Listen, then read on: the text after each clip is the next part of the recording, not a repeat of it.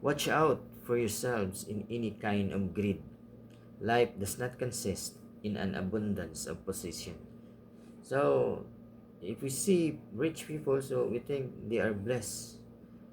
But God said that life does not consist in an abundance of possession. So, although we are poor, so the life that God has intended us is, although we are poor, so we live justly. So, greedy, meaning you want things which is not yours and take it forcefully, or unjust practices.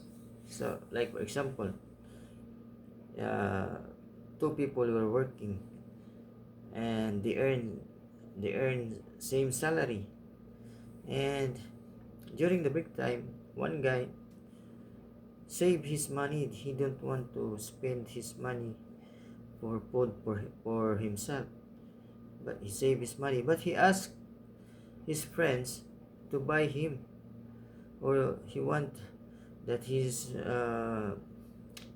snacks or break time to be free. So that is an unjust practices. So that is a kind of greedy. So not only in the that not only in money, in many things, unjust practices, or like political powers. So those unjust practices, that is kind of greedy. So God give us an example or a parable, so we can see what will happen to a greedy person. So the parable of a rich or a poor rich man. So the rich man said to himself that he will be merry or drink and be relaxed because he has plenty of grains. So he will make a big warehouse. But God said to him that his life will be demanded tonight. So now who will take what he prepared for himself? So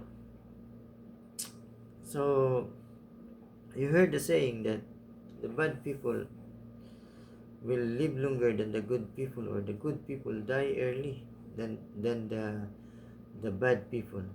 But as you hear the scriptures today, so the greedy will die early, for God will demanded their lives, so they cannot enjoy what they have been working for. So watch out for yourselves. uh, be on your guard in any kind of greed.